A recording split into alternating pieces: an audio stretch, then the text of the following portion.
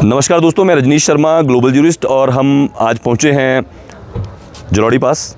जलौड़ी पास में ये eco huts जो हैं, इको हट्स के साथ यहाँ पे इस क्षेत्र में यहाँ की ग्रामीण महिलाएं जो हैं, जो ऊनी वस्त्र इस भारी ठंड में, हम लगभग 13,500 फीट की हाइट पर हम यहाँ पे हैं।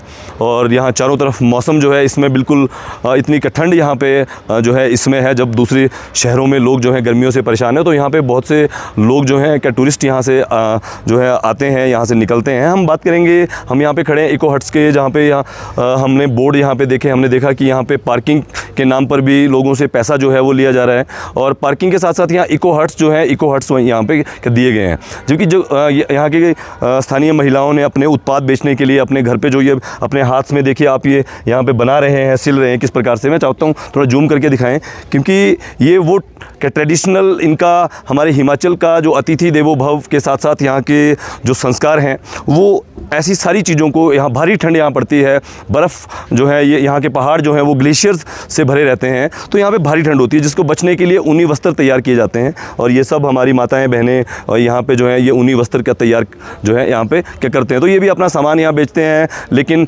पार्किंग रेट्स जो है बाहर वहाँ लगाए गए हैं, वो बिल्कुल ही गलत है, जिसकी वजह से लोग यहाँ पार्किंग में आते ही नहीं, इनके उत्पाद जो हैं वो नहीं बिक पाते। इसके साथ ही इनकी अपनी और भी कई समस्याएं हैं, हम बात करेंगे इनसे। नमस्कार जी। नमस्कार। आप अपना नाम बताएं और आपकी कौन सी पंचायत के रहने वाले हैं, और आपके लोग जो हैं ये सारी महिलाएं कहाँ की रहने वाले हैं, और क्या क्या काम आप यहाँ करते हैं? मेरा नाम मुख्तार राणा है, मैं ग्राम पंचायत खनाग, तहसील आनी, डिस्ट्रिक्ट कुल्लू, हिमाचल प्रदेश से हूँ जी। हाँ जी।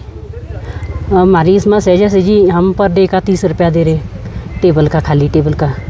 और जैसे ये किसको दे रहे हैं आप 30 रुपये? फॉरेस्ट वालों को, फॉरेस्ट विभाग को। जो यहाँ पे आपको जो भी टेबल लगा है, इसके आप फॉरेस्ट विभाग को 30 रुपये देते हैं जी। तो इसके बजाय जैसे हमारे को कुछ अच्छे शेड बनने चाहिए, फिर यहाँ के बजाय यदि ऊपर बैठाए होते तो हमारा काम अच्छा चलना। यहाँ पार्किंग में खाली गाड़ी आती है और चले जाते, एक ड्राइवर ही आता है गाड़ी में, एक ड्राइवर ही आता है, कम गाड़ियाँ आती हैं। बाकी गाड़ियाँ हमने देखा है सड़क पे नीचे ही लोग जो है लगाते हैं, क्योंकि वो पार्किंग के पैसे नहीं देना चाहते हैं, तो इसलिए अधिकतर लोग नीचे, इस वजह से जाम भी लगा रहता है जी। तो आपका वैसे मुख्य व्यवसाय जो है वो क्या व्यवसाय, आप यहाँ पे कैसे दुकानें लगाते हैं, आप क्या काम करते हैं, कैसे आपकी यहाँ तक पहुँचने की आपकी क्या कहानी है? जैसे सुबह हम बस में आते हैं, आप बस में आते हैं। आप कहाँ से आते हैं, कौन सी जगह से सारे लोग? एक ही पंचायत से है जी, दो एक ही पंचायत के अलग अलग गांव से हैं। यहाँ से लगभग 4-4, 5-5 किलोमीटर किसी का दूर तक। सुबह कितने बजे अपने घर से निकलते हैं? सुबह 8 बजे। अपने घर का सारा काम खत्म करके आप सुबह 8 बजे अपने घर से निकलते हैं। तो फिर यहाँ पर आकर क्या आप ये आप अपने हाथ से बनाते हैं सारा? हाँ जी, हाँ जी, सब कुछ हाथ से बनाते हैं। तो एक ये टोपी बनाने के लिए कितने दिन लगते हैं?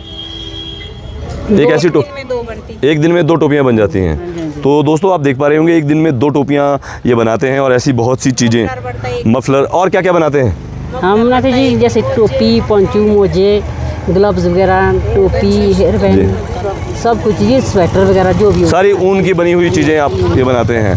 ऊन की बनी हुई चीज़ें, जितनी हम मेहनत करें उतना हमारे को मिल ही नहीं रहा है। कभी देखो खाली जाना पड़ता है जी, कभी चलो बन भी जाता है। तो मुख्यमंत्री हमारे सुखविंदर सिंह सुक्खू जी ने अभी महिलाओं के लिए 1500 रुपये की भी बात की थी, तो उससे भी आपको कुछ मदद मिली? नहीं जी। क्या आपको कोई सहारा आपकी इनकम में आय में हुआ हो? कुछ नहीं मिला, वो पैसे भी नहीं मिले, वो वैसी ही घोषणाएं हैं। काम तो अपने हाथ से ही स्वयं ही करना पड़ता है, क्योंकि सरकार के भरोसे नहीं रहा जा सकता। नेता आते हैं इसी प्रकार से बेवकूफ़ और मूर्ख बनाते हैं, और लेकिन असली जो इनकी समस्या है, हम उस पर बात करने के लिए आज यहाँ पर ये वीडियो के माध्यम से आप तक ये सारी वो महिलाएं हैं जो सेल्फ हेल्प ग्रुप या अपने सारी महिलाएं गांव-गांव से एकत्रित होकर यहाँ पे कार्य को कर रही है। कितनी अच्छी बात है कि इनके अंदर वो हिम्मत, वो जज्बा, वो जुनून यहाँ पर इस इतनी ठंड में ये मौजूद है, और इनके पास सभी राज्यों के लोग यहाँ पर आ रहे हैं। लेकिन फिर भी विभाग के जो अधिकारी हैं, ये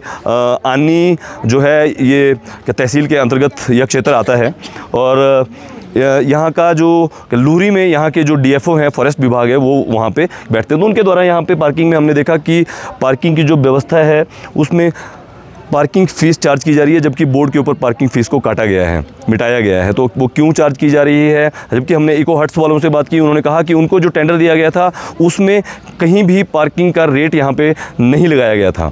तो ये भी एक बड़ा विषय है, लेकिन सबसे गंभीर विषय कि हिमाचल प्रदेश सरकार या विभाग के अधिकारियों को अगर ये लोग कार्य कर रहे हैं और इनकी कोई मांग है, अगर इनसे वो 30 रुपये अगर सरकार का कोई भी विभाग किसी से 1 रुपया भी लेता है तो उसको सर्विस देने के नाम पर इनको भी क्या सर्विस दी जा रही है? क्यों नहीं इनको एक प्रॉपर सुविधा जो है यहाँ पे उपलब्ध करवाई जानी चाहिए? इनका भी एक किसी प्रकार से कोई शेड इत्यादि इनके लिए सुविधाएं। और सबसे बड़ी समस्या पर हम बात करेंगे, पानी की एक हमने यहाँ पे हमने जानकारी मिली। पानी का थोड़ा सा बताएं जी, पानी के बारे में प्रधान जी। वो समस्या जैसे हमने खुद ही पीना होगा तो हमारे को घर से लाना पड़ता है। ये हमने इको हट्स वगैरह जो यहाँ पे ये बने हैं, ये इनके पास भी कोई पानी नहीं है, इनको भी पानी नहीं दिया गया है। तो इस बारे में यहाँ पे लोगों को पानी की आवश्यकता है। हाँ जी, बहुत ज़्यादा पानी लगता है। सारे लोग यहाँ पे जीपों में, ट्रैक्टरों में पानी जो है खरीद कर ला रहे हैं, फिर यहाँ पे गुजारा हो रहा है। तो दोस्तों आप देख सकते हैं कि विभाग के जो आप देख रहे हैं कि विभाग के जो लोग हैं वहाँ पर किस प्रकार से क्या सुविधाएं दे रहे होंगे। यहाँ से पैसे एकत्रित कर लोगों से पैसे भी इकट्ठे किए जा रहे हैं, लेकिन पानी की सुविधा, पानी अब तक यहाँ नहीं पहुँचा। पानी क्यों यहाँ नहीं पहुँचा? पानी पहुँचाना किसकी जिम्मेवारी है? एक बेसिक यहाँ की जो है ज़रूरत है। तो हम फिर से बात, आपकी हिमाचल प्रदेश के मुख्यमंत्री जी से आप क्या मांग करेंगे? क्या मांग करना चाहते हैं आप महिलाओं की तरफ से? क्या मांग है? हमारी तो एक ही मांग है सर, जैसे हमारे को एक टेम्परेरी शेड बनना चाहिए, जैसे उसमें हमारा स्नान भी सेफ रहे, हमारे जो पानी में ये होगा वो भी हमारे अच्छे तरह से ठीक रहे, हम भी सेफ रहे। वही मांग है हमारी, वही मांग है। हाँ जी। और वैसे तो 1500 की मांग भी थी कि वो तो कहाँ से मिली, वो तो एक घोषणा ही है जी। तो 1500 तो मिले या ना मिले, लेकिन लोगों को उनका काम करने का जो अधिकार है, वो काम करने के अधिकार में, भैया आगे कर लो, वो काम करने के जो अधिकार है उसमें सरकार जो है वो हेल्प करे। तो आप ये देख सकते हैं इस तरफ हमारे साथ जो है यहाँ के पार्किंग। सर नमस्कार सर। सर आपका शुभ नाम सर? जगदीश ठाकुर। जगदीश ठाकुर जी, आप कौन से गांव के रहने वाले हैं? हम लोहार गांव के हैं जी। लोहार गांव के रहने वाले हैं। हाँ जी, हाँ जी। सर थोड़ा सा बताएं, यहाँ पे जैसे पार्किंग वगैरह का फीस चार्ज भी यहाँ पे जो है एक मतलब मुद्दा जो है वो मतलब बना हुआ है कि वो नहीं होनी चाहिए। लोग भी कहते हैं, यहाँ की महिलाएं भी कह रही हैं, दुकानदार भी नहीं होनी चाहिए, क्योंकि लोग नहीं आते। और सड़क पे आप नीचे देख सकते हैं 1 किलोमीटर तक, 2 किलोमीटर तक लोग गाड़ियाँ लगाते हैं ताकि वो पार्किंग के पैसे ना देने पड़े।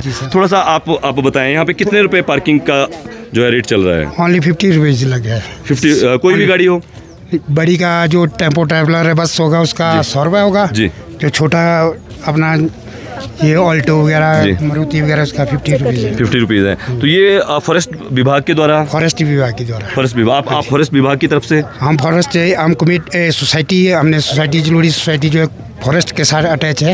ये कोई कोऑपरेटिव सोसाइटी यहाँ के स्थानीय लोगों की है। अच्छा जी जी।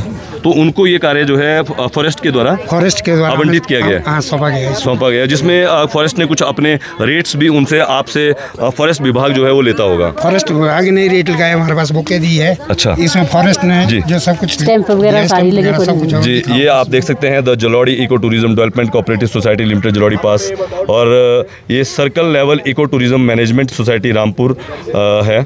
और ये सीरियल नंबर भी है इन पे। ये पेड पार्किंग का जो ये फॉरेस्ट विभाग के द्वारा जो है यहाँ पे ये आप देखिए, इस पे स्टैंप जो है रिसिप्ट पर लगी हुई है। Range officers cooperative society. तो दोस्तों बहुत बहुत धन्यवाद सर, जानकारी के लिए आपका बहुत बहुत धन्यवाद। तो दोस्तों देखिए, इन्होंने बताया कि यहाँ पर सर एक सवाल आपसे, हम ये कितने टाइम से आपको ये जो कार्य है ये सौंपा गया है? हम इसी मार्च के 1 मार्च से लगे हैं। अभी इस साल में इसी साल के आप 1 मार्च से आपको ये कार्य मिला हुआ है। तो दोस्तों आप देख सकते हैं 1 मार्च को यहाँ पे इस प्रकार से फॉरेस्ट विभाग ने इस जगह पर जो है ये जो रेट लिस्ट है वो अपना पार्किंग रेट के लिए जारी किया। जबकि इससे पहले इको हट्स जो हैं वो पहले के आवंटित किए जा चुके हैं। ये एरिया आवंटित हो चुका था। आवंटित होने के बाद जो है किस प्रकार से जो है ये ब्रीच ऑफ एग्रीमेंट इसको आप कह सकते हैं, क्योंकि पार्किंग जो है वो पब्लिक की रिक्वायरमेंट है और पार्किंग नहीं होगी तो लोग क्यों आएंगे। तो ये भी एक बड़ी बात है। हम अतिथि देवो भव के तहत यहाँ पे लोग आते हैं, तो सड़कों में मैं चाहता हूँ वीडियो में एक थोड़ा दिखाएं नीचे सड़कों में किस प्रकार से जगह जगह जो है वो गाड़ियाँ जो है वो लगी हुई हैं। तो पूरी सड़क में किस प्रकार सड़क गाड़ियों से भरी हुई है। ये सारे लोग ऊपर पार्किंग लगा सकते थे, लेकिन ऊपर पैसे लगेंगे, चार्ज होंगे, इस वजह से ऊपर जो है वो नहीं लगा पाए। तो हम थोड़ा सा इनका भी पक्ष जानेंगे। जी सर बताएं। जैसे हमारी ये पार्किंग थोड़ी बहुत ही छोटी है, इसमें ओनली गाड़ी हमारी 50-60 कर गाड़ियाँ आ जाती है। ये कोई अच्छी पार्किंग नहीं है। कहीं और यहाँ पे अगर बड़ी पार्किंग बनाई जाए तो ये बिल्कुल इनका भी कहना सही है कि ये कोई पार्किंग नहीं है। ये तो एक ऐसी जगह में इनको कार्य दे दिया गया है जो इनको भी ऐसी जगह में यहाँ पे कार्य दे दिया गया जो असल में पार्किंग के लिए नहीं बना है।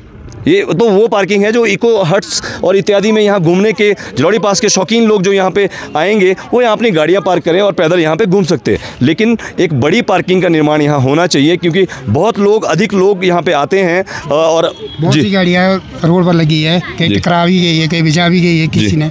इसलिए हमें कि भाई बहुत बड़ी चीज़ करे, इसको थोड़ा चौड़ा करे। जी, रोड पे भी एक्सीडेंट की संभावनाएँ हैं, क्योंकि उतराई है दोनों तरफ को, यहाँ से कुल्लू के लिए भी और यहाँ से सुन्नी के लिए, तो वहाँ पे ब्रेक्स में हमेशा गाड़ियाँ चलती हैं और एक्सीडेंट की बड़ी संभावनाएं यहाँ पे रहती है। तंग सड़क है और NH की 305 की बदहाली किसी से छुपी नहीं है।